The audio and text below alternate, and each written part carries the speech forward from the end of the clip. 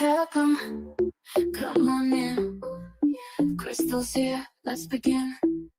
No time for that fake stuff. Diamond in the rough, we dive in. Nose wide. Real talk, hit it hard. Opinions raw and real. Crime talk, that's the deal. Crystal's crime conversations. Real talk, no hesitations. Crystal's crime conversations. Fun around raw, all sensations.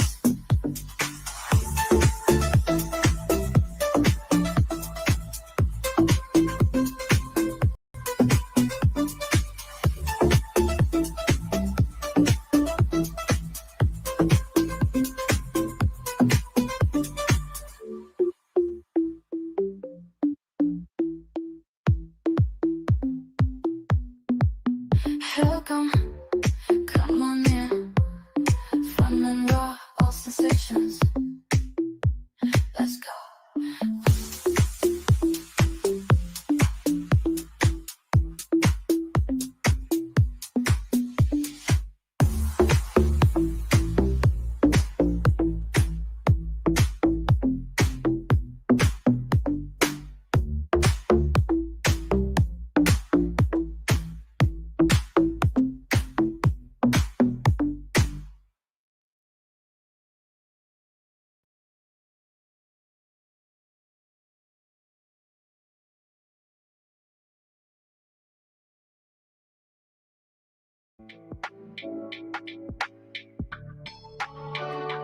Before we get started, there's a lot of people that I need to thank who helped in this. Captain Paul Kammerer in the back there, and all of the investigative service unit. Sergeant Seth Amron, who is our major case supervisor. Detective Sean McGuire, who was the assigned detective to this case. Josh Mott in our forensics unit. Dr. Sutton, who you see on the screen here with the University of Florida Maple Center for Forensic Medicine. She is absolutely amazing. And when you listen to her talk, you're going to see what an incredible person she is. Our road and bridge folks who helped us with the excavation, the medical examiner's office that was out there, and a company called Ameritech. They had to help us move the new homeowner's home and get into where we had to get into. And I really, really want to thank them for that. And of course, the property owners, the folks that bought the property in 2021, put in a beautiful driveway, put in a beautiful modular home. And then they had Detective McGuire knocking on the door saying, hey, we got a search warrant and we're going to be tearing your stuff up. So he did a really great job coordinating to keep the property owner as whole as possible. So here's how this all begins. In May of 2004, Autumn's grandmother calls the sheriff's office to report her missing.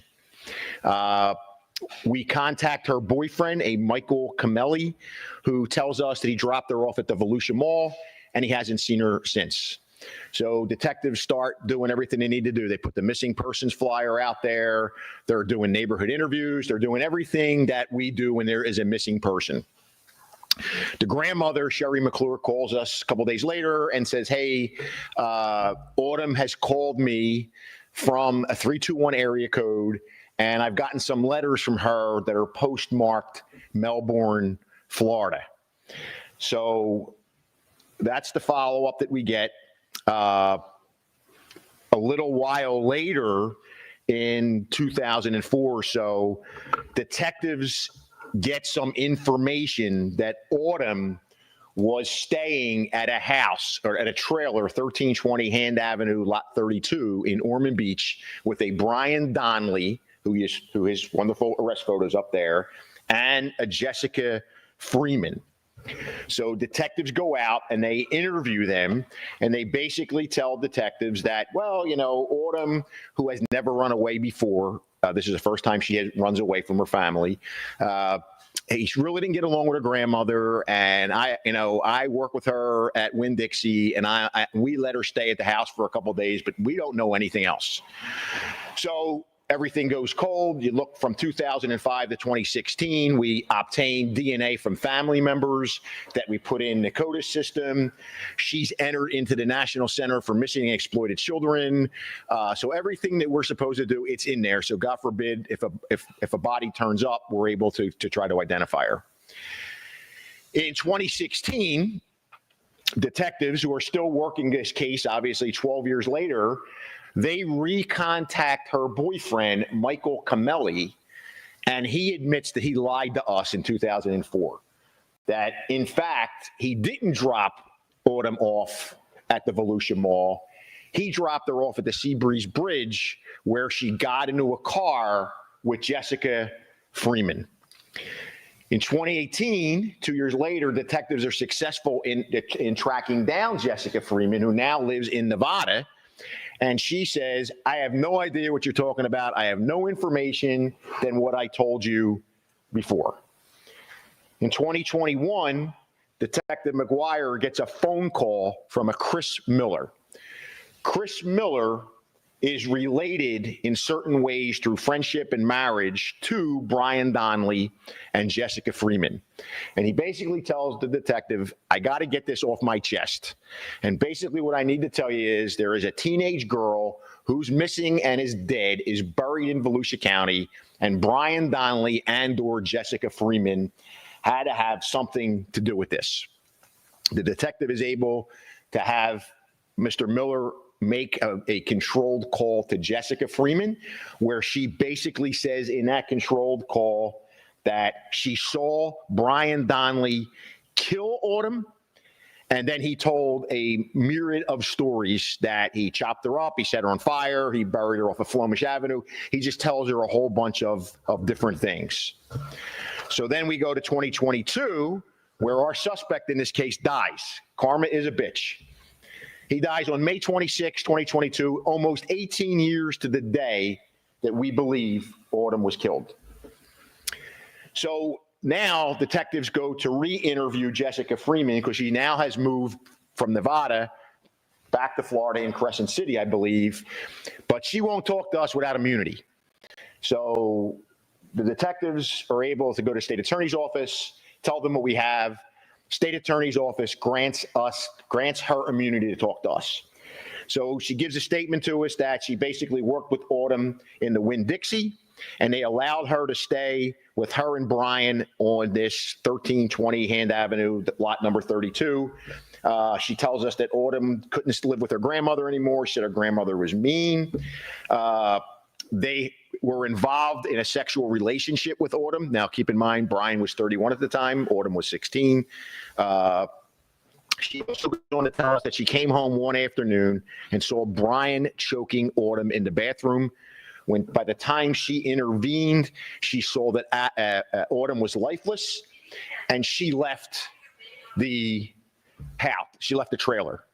2 weeks later, when she comes home, she sees there's plywood on the bedroom floor and asks what happened to Autumn and Autumn's stuff. And his response to her is, shut up or the same thing will happen to you. She's dead. If you don't want that to happen to you, shut up and mind your business. So he tells her multiple stories through the years of how he cut Autumn up and buried her and spread her parts over different parts.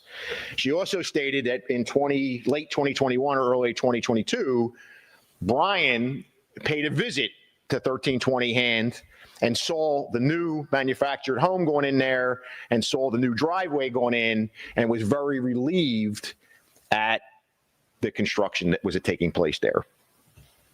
Jessica at the time did not tell us she didn't know the exact location. So in late 2023, I guess she realizes, hey, this immunity stuff really works. She contacts Detective McGuire and says she's buried underneath where that trailer was. That's where you'll find her. So the detectives get together, they get warrants, a search warrant obtained, and now we have to work with the homeowner because we have a homeowner who now put this brand new modular home in, did all this work, and now we had to figure out a way to work with him and make him whole. So we get the warrant signed on the 21st of the month. On the 26th of the month, we execute the search warrant, which was Monday. On Tuesday, we start with the help of Meritech and Road and Bridge, move the folks' modular home out, tear up all of the concrete, and we begin excavation. And at this point, I will let Dr. Sutton jump in from there and thank her again for everything that she did, because she can tell you what had occurred since then. All right, great. Thank you, Sheriff Shetwood. So good afternoon, everyone. I'm Dr. Sutton with the University of Florida Maples Center for Forensic Medicine. And as a Volusia County native myself, I'm always appreciative of the opportunity to come back to the area and work with the Volusia Sheriff's Office on cases. So thank you to Sheriff Shetwood for the request to assist on this case and to work alongside your phenomenal deputies and investigators. This case in particular, we have been discussing and working on the logistics of searching the scene and possibly conducting an excavation at the site for about a year. But of course, having those structures and the concrete on that site really posed quite a unique challenge for the normal types of search techniques that we would ordinarily implement. One of the techniques that we did use on scene to identify areas of interest for excavation is a tool called ground penetrating radar. And that gives us indications, we call those anomalies, of any areas beneath the soil surface that might be of a different density than the surrounding soil. The challenge in many cases is that it doesn't always clearly differentiate what those anomalies specifically are. They can really be anything that's different. So that could be tree roots, utility lines, items of evidence, or even human remains. So we used this tool on scene and we located a few specific areas of interest in our search yesterday. From there, we began the excavation process in those targeted areas, and we were very fortunate to be able to locate and recover a set of human remains. Ultimately, this case is a testament to the power of effective collaboration within a medical legal death investigation. Our successful outcome yesterday was the direct result of many different forensic disciplines working together for a common cause.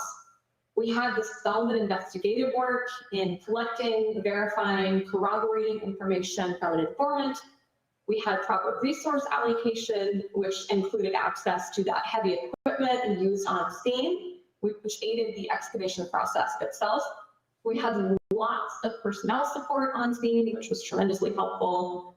Bringing in, working with an external forensic team like ours from the Maple Center for Forensic Medicine, also helps with the access to that specialized equipment and technology like the ground penetrating radar.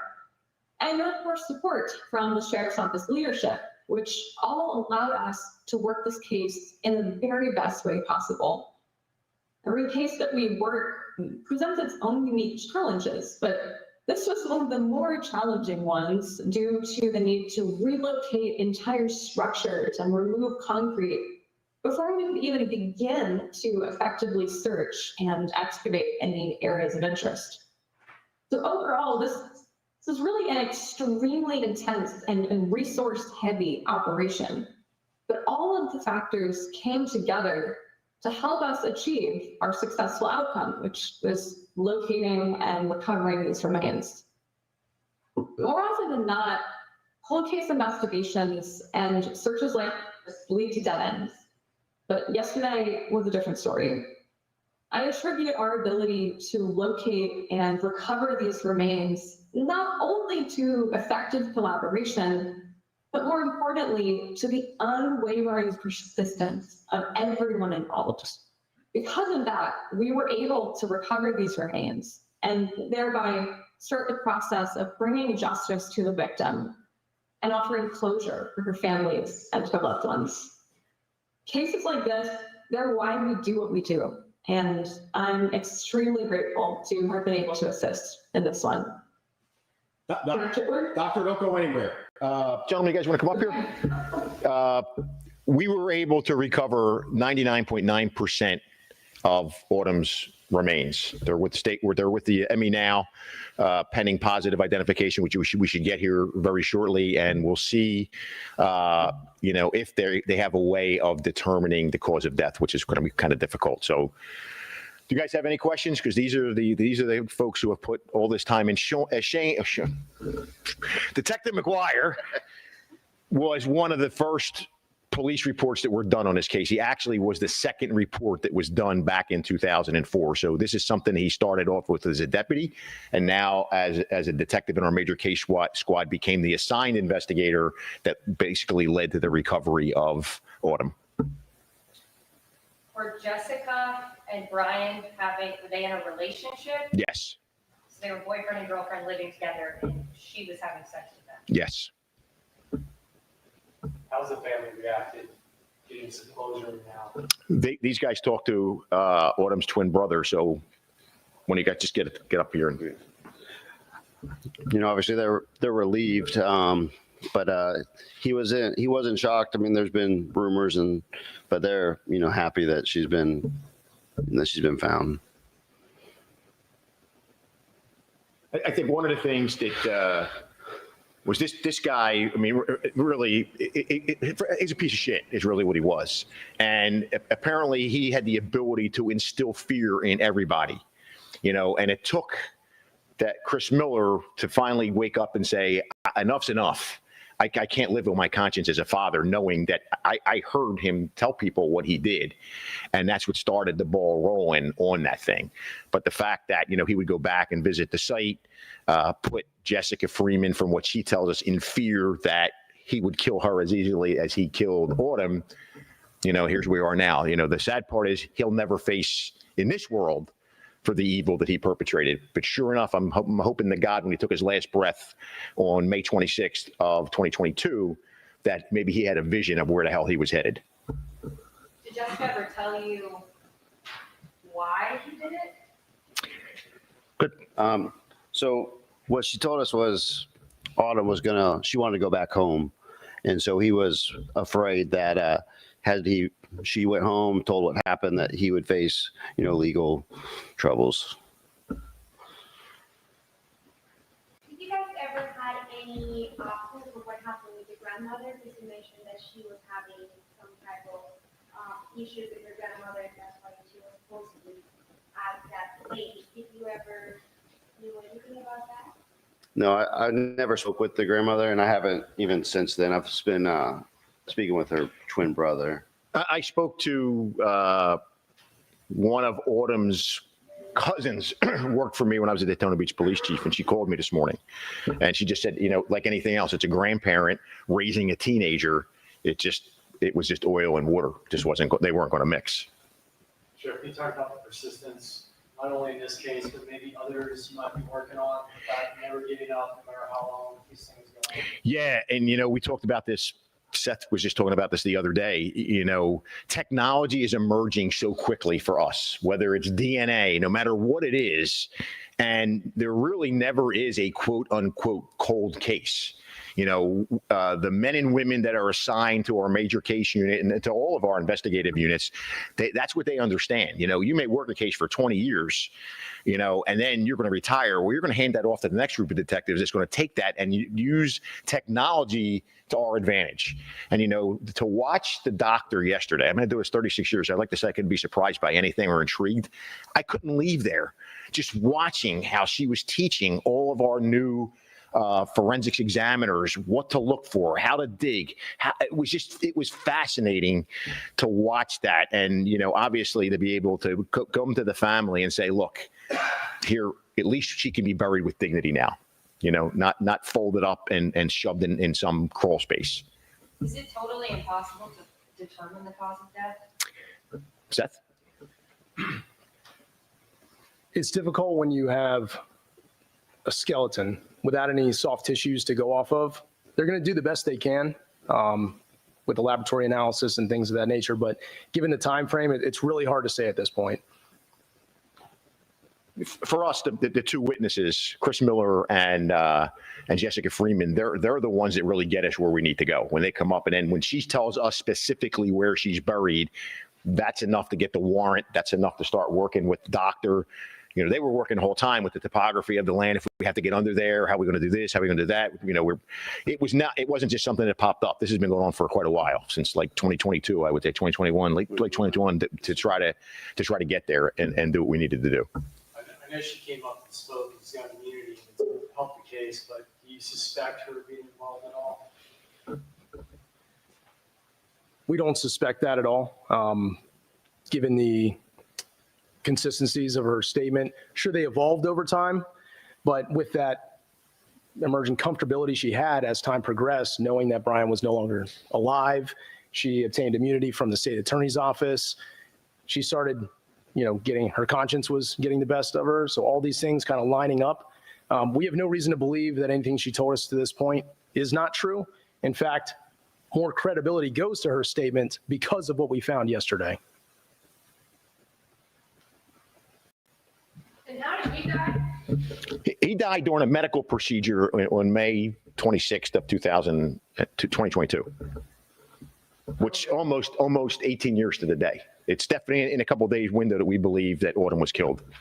Early on in your narrative, you were talking about, I think his grandmother received a phone call from 321. Yeah, a couple when. Was she ever there? Was that a red herring? Or? I really don't know if she ever went there. I know that she called her from phone numbers in the Melbourne area code, and they had also sent letters from Palm Bay. Whether Autumn went there or not, or this was part of their hoax to hide where she was at, we don't know. Thank you guys very much. Great job, gentlemen. Thank you, sir. Thank you. Doctor, any last words before they sign off? No, I think we really covered it. I'm great. Nobody's in here. Hopefully somebody will watch this later. Oh, one. I forgot to shut the damn fan off. All right. Covering Autumn was hard. When they found her was hard. I feel Autumn didn't get the justice she needed and deserved. I feel a whole lot of adults, including David and Robert, let her down. I got one news clip, 2 minutes, 48 seconds long. I'm going to share, and then I'm going to move on to Renesmey. Case cracked.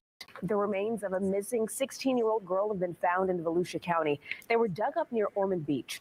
This is our big story tonight at 5:30. Autumn McClure was last seen in 2004. Yeah, the sheriff says that she was with her boyfriend before she disappeared. Fox 35's Chris Lindsay spoke with the sheriff about how they cracked this case.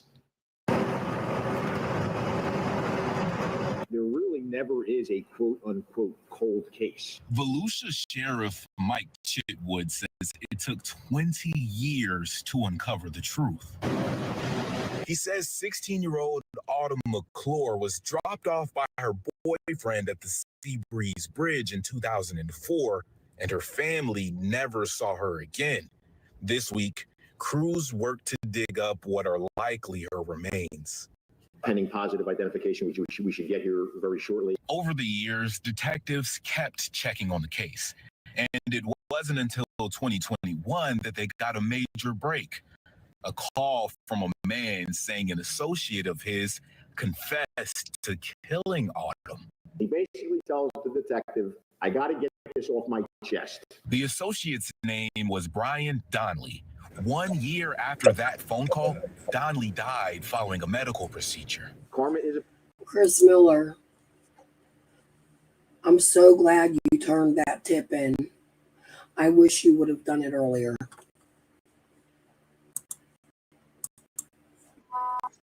Soon after, a woman named Jessica Freeman came forward. She told detectives Autumn had been living with her and Brian when she disappeared. They were involved in a sexual relationship with Autumn. Now, keep in mind, Brian was 31 at the time. Autumn was 16. After the promise of immunity, she also goes on to tell us that she came home one afternoon and saw Brian choking Autumn in the bathroom. When by the time she intervened, she saw that Autumn was lifeless, and she left the house. She left the trailer. With this information and a general area where the body was buried, the department recruited the help of Dr. Lyra Sutton, a forensic scientist. Radar technology helped locate the remains believed to be Autumn's. This was really an extremely intense and resource-heavy operation, but all of the factors came together to help us achieve our successful outcome. Chitwood says he's glad they were able to get the McClure family the closure they deserve. The sad part is he'll never face in this world for the evil that he perpetrated. But sure enough, I'm hoping that when he took his last breath on May 26th of 2022, that maybe he had a vision of where the hell he was headed. In Volusia County, Chris Lindsay, Fox 35 News.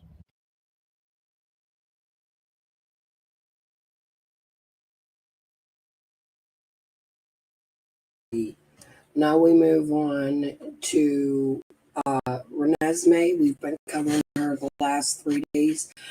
I noticed right before coming live that Justin is also covering Renesmey. I'm going to have to watch his coverage on it and see what his thoughts are. I was shocked to see that. Today I decided to pick a couple news clips. I have 3 short news clips of the newest, what's going on with her, how they've been charged. This was taken in the last 9 days. We also have Facebook posts. There's one in particular I want to read to you. It's really long and I have laryngitis, so you're going to have to bear with me, but it's kind of disgusting to hear. Camera for the first time since being charged in the death of Renesmey. The little girl's body was found along the Youghiogheny River in early September. Multiple state troopers and people who knew the couple testified that Renesmey's siblings told them that the 9-year-old was in heaven and that they'd heard Shipley and Yutzi talking about taking her far, far away. That contradicted what the two's claims were that Renesmey had ran away on September 3rd. There's a lot of things that, again, have come to fruition as far as what the children have said, from the abuse and the torture that they suffered in the home that we can see through their medical records. That abuse and torture for Renesmey and her siblings was detailed by Margaret Russell, the pediatrician who evaluated Renesmey's siblings after the body was discovered. She said the children had teeth missing that were pulled out using pliers and that the kids were malnourished. The doctor testified that the kids said it was Shipley's doing. Still, the defense claimed that the prosecution didn't have any concrete evidence, such as an autopsy. There are a lot of things that we have to do that are going to take time, and that includes DNA, that includes the autopsy report, which we don't have at this point. So we didn't wait for it because we have substantial evidence that this was an intentional act. By the end of the proceedings, all charges for both Yutzi and Shipley were upheld, including ones for criminal homicide. Covering Fayette County in Uniontown, Ed Diorio, Pittsburgh's Action News 4.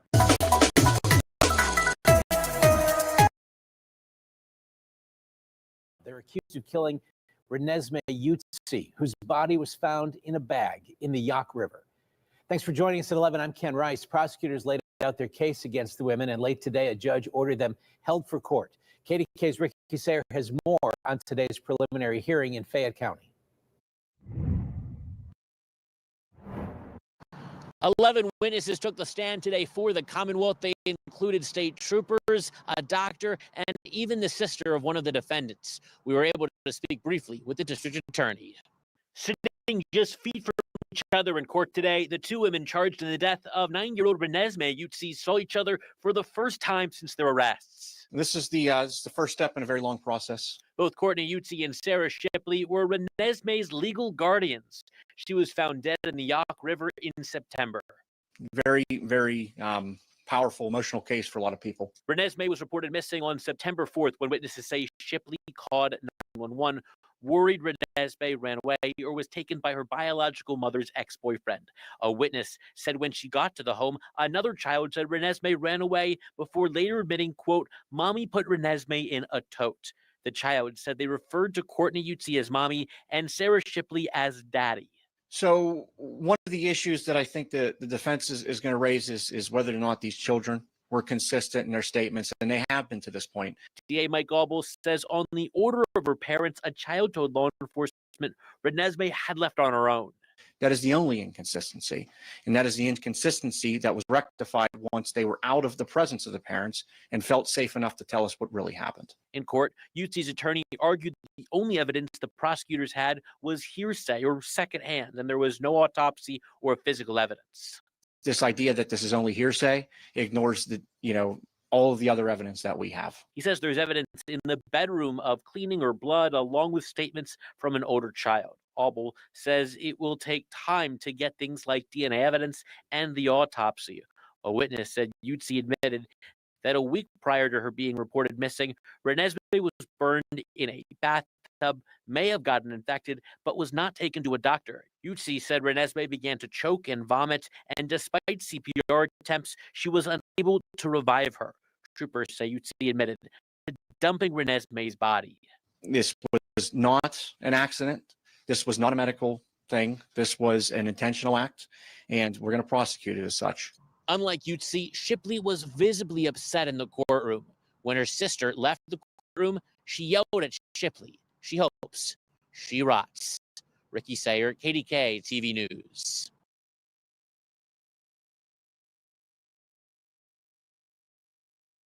More breaking news now involving the death of 9-year-old Renesmey Utzi. Let's go to Jessica Guay with those details for us now. Jess. Ken, Fayette County District Attorney Mike Auble says prosecutors filed notices of aggravating circumstances against Courtney Utzi and Sarah Shipley, the two women charged in the death of 9-year-old Renesmey Utzi. He says if they are convicted of first-degree murder, the Commonwealth will seek the death penalty. Just last week, Utzi and Shipley appeared in court where all charges, including homicide, were held for trial. Both women were legal guardians for Renesmey Utzi, who was found dead in the Yaak River in September. At first, Shipley and Utzi reported the girl as missing, but as police investigated, they say they became suspicious of inconsistent statements made by Shipley and Utzi. Eventually, another child in the home told police she saw the two women putting Renesmey in a garbage bag and a plastic tote. Troopers say the two were taken to the police station where Utzi admitted to taking the girl to the Yaak River and dumping her body. A trooper testified that 6 rocks were found in the garbage bag with Renesmey's body. Both women are accused of torturing, abusing, and neglecting Renesmey and 2 other children in their care. They remain in jail while awaiting trial. In studio, Jessica Guay, KDK News.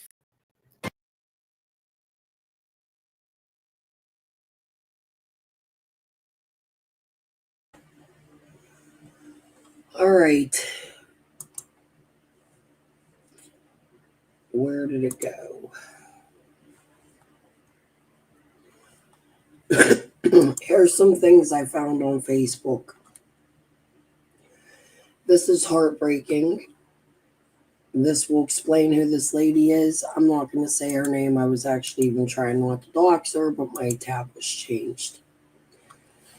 Okay. This is September 6th. My inbox and phone has been blowing up, and I'm not going to explain this to anyone again.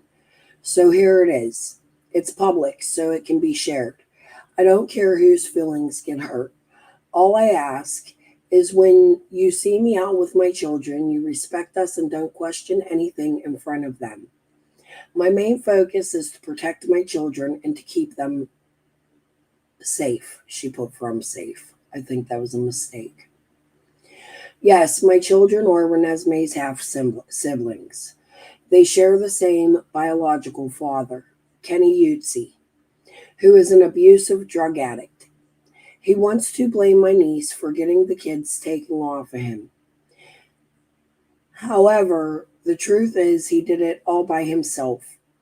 It started with Renesmey when he had her.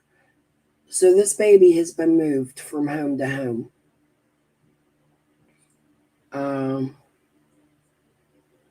Lost my place.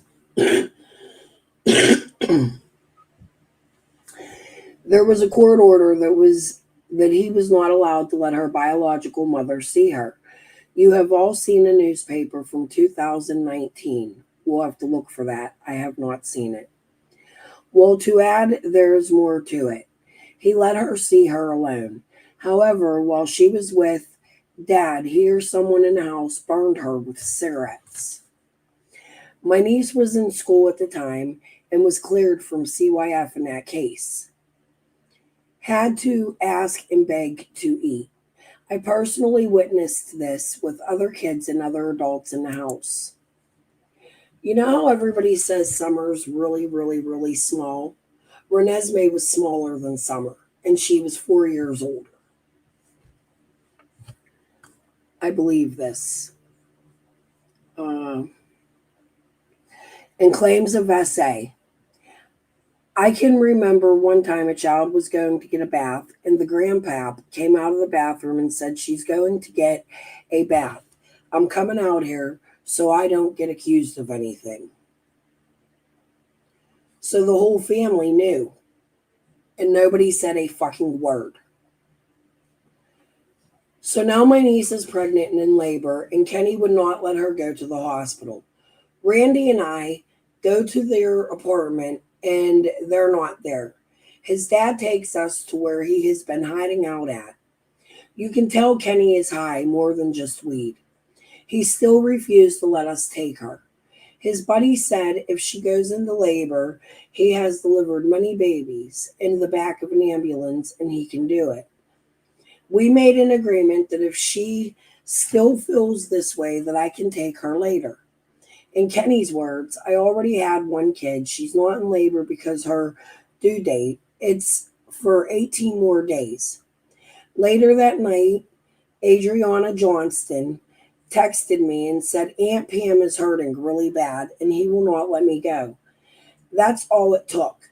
Randy Heinball and I went down, and it took us to telling him he could go with us, which he wouldn't, to us saying he was going to call the police, EMS, and get her out of there. His main concern was, and he said CYF will be called. I didn't understand what he was talking about then. So I told him I would take her across state lines to Ruby, and I did. 5 hours later, we had a baby boy. I cut his cord and had to FaceTime him. So this lady's in labor while trying to save this little girl. CYS called because he tested positive. Leave it at that. They ended up getting services. However, they would only visit downstairs at his parents' apartment, where it was clean because that's where everyone hung out at. Within 3 months, my son had pews pointed to his head and pulled up the steps while in Ada's arms by Ada's hair while Ada was holding him, pushed down the steps. We had cops do a welfare check. That's how we found he was really sick, and the cops demanded him go to the hospital. So after 12 hours, I get a call to take him to the ER. When I would take them to the doctors, he would be on his phone with Ada the whole time yelling at her. There's so much more. I don't know who these people are. I haven't looked into them yet. So February 3rd, I got a call. I got Jason, but not after. They're talking about the other children. Remember, there was 4 children that were connected to Renesmey. They were all siblings. So she's telling us which children belong to Kenny, Renesmey's father.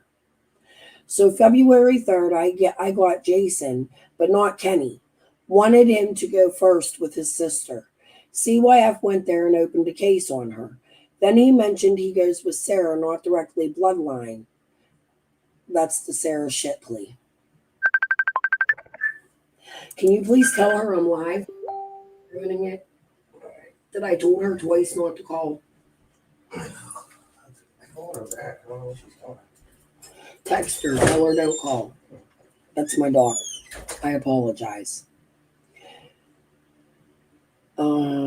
So February 3rd, I got Jason, but not Kenny. Wanted him to go first with his sister. CYF went there and opened a case on her. Then he mentioned he goes with Sarah, not a direct bloodline. I fought that one. Thank God. We also found out that day that Ada was pregnant again. CYS went to their apartment. My boy was living with dirty diapers all over the place, bottles that have never been washed, weed, and Dad right where he was sleeping. Ada was given a chance to stay there with her son or go back with Kenny. She did pick Kenny. However, when you're in an abusive relationship, it's hard to get out of. I completely understand. What I don't understand is how that piece of shit could allow her to have his ex-baby mama and 2 sisters beat up his pregnant girlfriend multiple times. So when this young lady was pregnant, she was getting beat. The mom. So for them to get Jason back, it was simple. They needed to clean their apartment, drug, alcohol, and couple therapy. Therapy, their own, parenting classes. All they had to do is turn on their phone and attend an online class. They had 2 visits a week at first. They were doing okay. Then they started canceling. CYS set them up with a wonderful woman who would take them every appointment, set appointments up for them, help them with everything. We would go 2 months and not hear anything from them, but right before court, we would. They would be outside the courtroom setting up their apartments to make things look good. While we had visits, Kenny would try to scare me by playing with his guns, having friends over with guns, then having his bongs on a table where Jason could reach them. It wasn't until we walked out after a visit, when he was doing a drug deal, that we got visits moved to a public place. So this lady's been turning this into CYF and trying to take the children for years. Since COVID, it sounds like. Now comes Audrey. At first, my sister was to get Audrey. However, this is going through each child. However, a child endangerment charge from 20 years ago, CYS stopped that. Now, from my understanding, Courtney Yusi had her own kids taken off her. So what's up with that? So Courtney also has kids. She shouldn't have another child with CYF placed into her care. Audrey was born premature and was in a NICU. Kenny made a big deal about having the second armband to go see her all the time and only went once, when he had a ride to see her whenever he wanted to. After Ada got released, she went up once or twice and was mad when CYS gave us the clearances to go visit without them.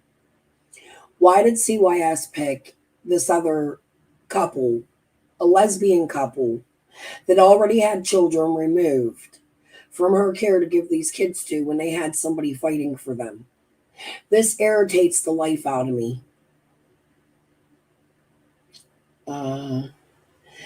Ada appointed outside CW and myself went to pick up Audrey when she was being released. Ada lost her wristband to get on the floor and her ID.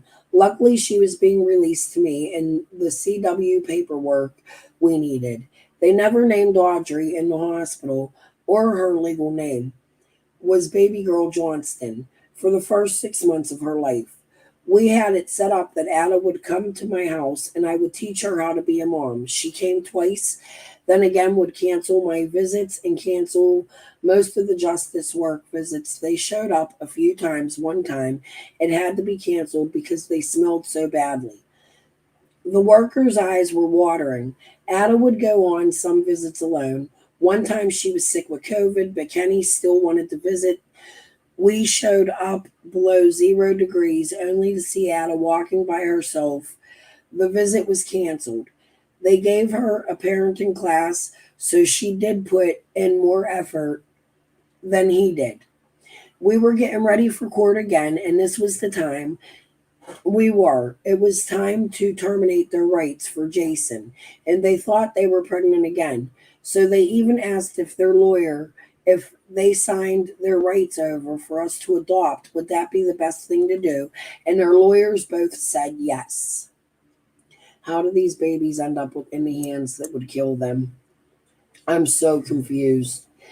Ada thanks me all the time for giving her babies the best ever in life. She knows I would never have if they kept them. And this is a stepmom who had already had children to the same man. Now, while we're in this whole process, CYF was at my house once a month and had to see both, make sure we had food and water in their bedrooms. She would make sure they didn't have any bruises on them. She would ask if I needed anything, if the kids needed anything. I did have a really great CW caseworker who truly cared about my children. Our caseworker still comes in, checks on our children, even though she's no longer with the agency. She's absolutely the best. Our foster agency is Twin Pines Family Services, LLC. And I can't say enough good about every single person who works there. Once again, a month our caseworker would come out to check the same thing that CYS did, but would also make sure that we took the kids to the doctors and had documentation of it. If our children were on medication, we had to document it for them. The employee who did our family profile even came to our adoption. And that's how close we became to the employees. They became our second family. So these kids were almost adopted out. My heart hurts for all these children who have to live without their sister, who will never get the chance to know her or make more memories with her. She truly died a hero, saving her other siblings. Who knew how the others were being treated? Now it's time we demand changes and new laws. Our children need to be heard. They need to have a voice, and people need to hear. And people will hear after adoption, these children still need to be checked in with. We need to demand our superior court to make these changes. They need to protect our children first and not the parents' hands. We need justice for #justice for victims, #justice for all, #justice for Renesmey, #justice for adopted, #Supreme Court, #children's voices matter. I can't leave a comment. I'm going to reach out to this lady. Hey, Mama Bear. No. And I'm going to see if she'll talk to me. Let me go down. Death penalty on the table. We could read the comments, but I'm not going to do that. I'll do that on my own time. I'm just showing you what's on Facebook. Death penalty on the table for Fayette women accused of killing 9-year-old. November 21st, 2025.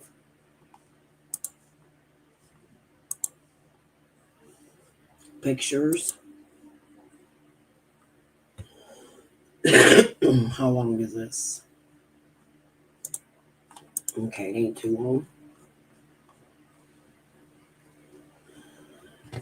Courtney Utzes led the Fayette County Courthouse on November 14th on charges of killing 9-year-old Renesmey Utze and abusing several other children. Fayette County prosecutors are seeking a death penalty against 2 women accused in the death of 9-year-old Renesmey Utze. District Attorney Mike Obley said notices of aggravating circumstances were filed Friday against both suspects, Sarah Shipley, 35, and Courtney Utze, 31, both of Dunbar Borough. The aggravating circumstances prosecutors cited included that Renesmey died by means of torture, that she was younger than 12, according to documents he posted on social media. The death would be sought if either woman is convicted of first-degree murder. Their attorneys could not be reached late Friday afternoon. The notice of intent to seek the death penalty comes 1 week after homicide, aggravated assault, conspiracy, and related charges against both women were held for further prosecution at the conclusion of a 2-hour preliminary hearing. Shipley and Utze were caregivers for 5 children at their 3rd Street home. Shipley was a legal guardian of Renesmey. She reported the girl missing September 3rd, she reported the child missing, prompting a large police response in an effort to find her. Preliminary hearing testimony indicates state troopers group is suspicious that Renesmey wasn't actually missing. An 11-year-old girl told investigators she heard Shipley and Utze beating Renesmey in an upstairs bedroom and later carry her lifeless body downstairs, saying they were going to take her to a river, according to a preliminary hearing testimony, and they found her in a river. An autopsy report hadn't yet been completed at the time of last week's hearing, but testimony indicated that Renesmey had a significant wound on her backside, injuries to her right eyebrow, legs, and feet, and a large cut on the bottom of her chin. God rest this baby's soul, and I hope these bitches die quicker than the death penalty comes. In early morning hours of September 4th, Ute led state police to an area near Smithton. My mom lived in Smithton for a while, near the area. I used to go swimming in Smithton. There's a waterfall there called Blue Hole. I used to love that fucking place. This is right outside of Elizabeth, PA, where she dumped Renesmey's body in the Youghiogheny River. Police said there were 6 large rocks in the garbage bag with the girl's body. Shipley and Ute are accused in the death of Renesmey, who was related to both women, as well as the abuse of other children who were in their care. A pediatrician testified that 2 of those children suffered forms of abuse. Both had teeth pulled out by pliers. 4 children removed from the home have been placed with a foster family outside of Fayette County. Shipley and Ute remain jailed without bail. Now they got the death penalty. A state moratorium on executions has been placed for 10 years, the last execution in 1999, according to state data. Hold on. Here are the court papers. In the Court of Common Pleas, Fayette County, Pennsylvania Criminal Division, Courtney Melinda Ute, notice of aggravated circumstances, persuading to Pennsylvania Rule of Criminal Procedure 802, and now comes the Commonwealth of Pennsylvania by Michael A. Obley, Fayette County District Attorney, Avers as follows. The defendant, Courtney Melinda Ute, is charged with inter alia criminal homicide pursuant to 18 PA CS 2502.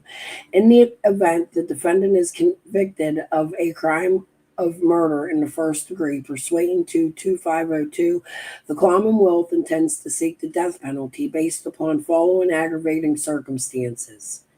So these are the court papers. One's for Sarah. They say the same thing. They're signed by Michael Obley, Fayette County District Attorney. They are seeking 100% the death penalty in this case. I hope we see it. I hope it gets concluded, and that's all there is to it. I have 7 minutes left. We're going to move on. This video is 3 minutes long. It's a human trafficking arrest that happened 4 days ago, November 19th, 2025. Since this is an other news segment, I wanted to make sure I'm bringing other news into it. Nonprofit whose job is to help people is accused of human trafficking and prosecutor of a Delaware County nonprofit whose job is to help people is accused of human trafficking, and prosecutors say he used opioid settlement money to pay for sex. Our Chris O'Connell is live in media tonight. And Chris, this is a man many women trusted to help them. That's right, Sheba. People addicted to opioids came to Larry Arata's program to get clean and sober. But Delaware County prosecutors say some who came to that program also became victims. Lawrence Arata, the 65-year-old leader of an Upper Darby-based drug recovery program, charged with victimizing women who came to that program to get clean. He's literally supposed to be the one helping them, and instead he's preying on them. Delco prosecutors say Arata, who lives in the Villas, Cape May County, is accused of targeting vulnerable women in his program with cash and gift cards in exchange for sex. Arata is the executive director for the Opioid Action Network. According to its website, it's a fund that pays for recovery and housing for those living in recovery. The arrest affidavit detailed 4 accusers. One victim who told investigators she needed a winter coat and she performed oral sex on Arata in his car for $200 in gift cards. Another Recovery House resident said she traded regular sex with Arata for gift cards she told prosecutors she relied on to live. Much of the encounters happening in a Chester motel, prosecutors say was rented in his wife's name. They were victimized by the opioid manufacturers who got them hooked on these synthetic narcotics in the first place. And now when they're reaching out to the county for help, unfortunately, because Larry Arata is the person he is, was victimizing them a second time in return for his sexual gratification. The money Arata was trading, according to prosecutors, was coming from grants handed out by Delaware County's share of the opioid manufacturers settlement. Arata, who started the nonprofit after the overdose death of his son, ran unsuccessfully for Congress back in 2018. He's now charged with 34 counts of human trafficking and prostitution-related offenses. He's also accused of trying to intimidate witnesses who were coming forward. The DA says they were all brave enough to speak up. I do believe, Chris, that there might be other victims out there, and I would encourage them to contact our office because I want them to know that we're here for you. We understand that this should never happen to anybody in Delaware County. And Arata has been released on 10% of $500,000 bail. Our attempts to reach him or someone from his nonprofit were unsuccessful tonight. Sheba? Just some troubling allegations. Chris O'Connell, thank you.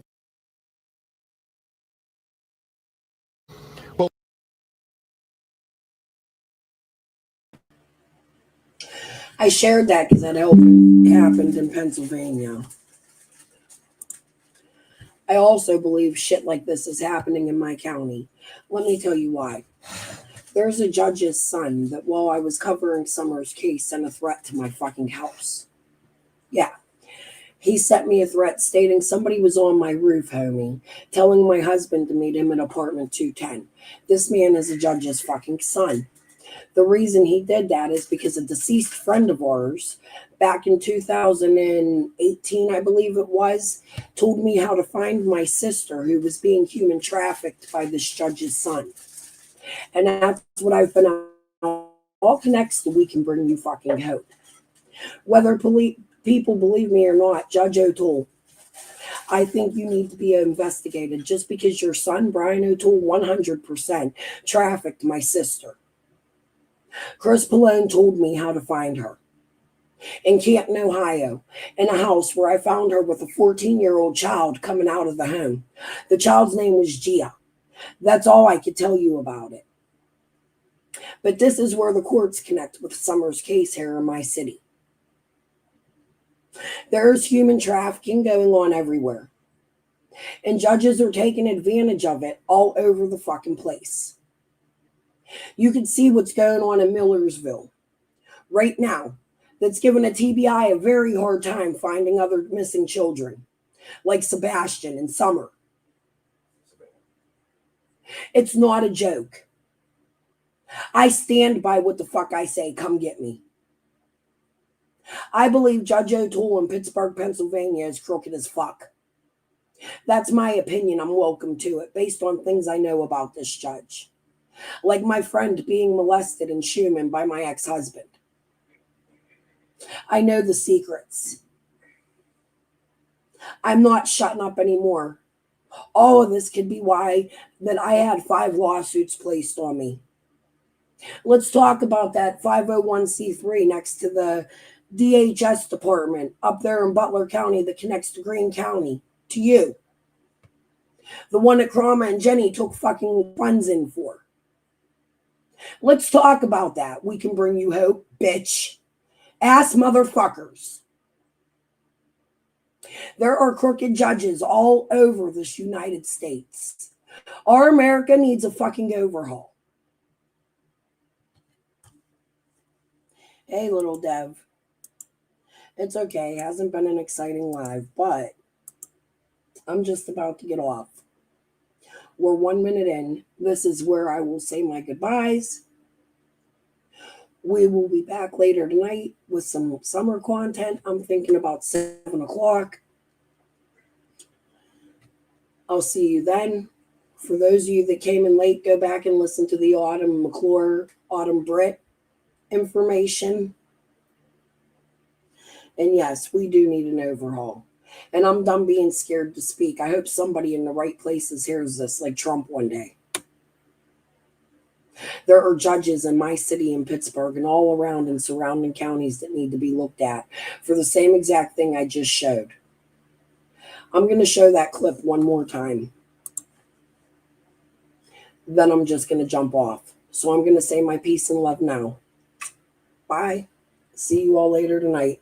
We've got an exclusive inside look tonight at an operation that really helped find more than 100 missing children in Florida. Well, the U.S. Marshals led a 2-week operation with local law enforcement to find critically missing and endangered children. Our Fox 13's Genevieve Curtis spent 2 days riding along with the Marshals and a team of detectives who were working tirelessly to recover these missing children. Leader of a Delaware County nonprofit whose job is to help people is accused of human trafficking, and prosecutors say he used opioid settlement money to pay for sex. Our Chris O'Connell is live in media tonight. And Chris, this is a man many women trusted to help them. That's right, Sheba. People addicted to opioids came to Larry Arata's program to get clean and sober. But Delaware County prosecutors say some who came to that program also became victims. Lawrence Arata, the 65-year-old leader of an Upper Darby-based drug recovery program, charged with victimizing women who came to that program to get clean. He's literally supposed to be the one helping them, and instead he's preying on them. Delco prosecutors say Arata, who lives in the Villas, Cape May County, is accused of targeting vulnerable women in his program with cash and gift cards in exchange for sex. Arata is the executive director for the Opioid Action Network. According to its website, it's a fund that pays for recovery and housing for those living in recovery. The arrest affidavit detailed 4 accusers. One victim who told investigators she needed a winter coat and she performed oral sex on Arata in his car for $200 in gift cards. Another recovery house resident said she traded regular sex with Arata for gift cards she told prosecutors she relied on to live. Much of the encounters happening in a Chester motel, prosecutors say was rented in his wife's name. They were victimized by the opioid manufacturers who got them hooked on these synthetic narcotics in the first place. And now when they're reaching out to the county for help, unfortunately, because Larry Arata is the person he is, he was victimizing them a second time in return for his sexual gratification. The money Arata was trading, according to prosecutors, was coming from grants handed out by Delaware County's share of the opioid manufacturers settlement. Arata, who started the nonprofit after the overdose death of his son, ran unsuccessfully for Congress back in 2018. He's now charged with 34 counts of human trafficking and prostitution-related offenses. He's also accused of trying to intimidate witnesses who were coming forward. The DA says they were all brave enough to speak up. I do believe, Chris, that there might be other victims out there, and I would encourage them to contact our office because I want them to know that we're here for you. We understand that this should never happen to anybody in Delaware County.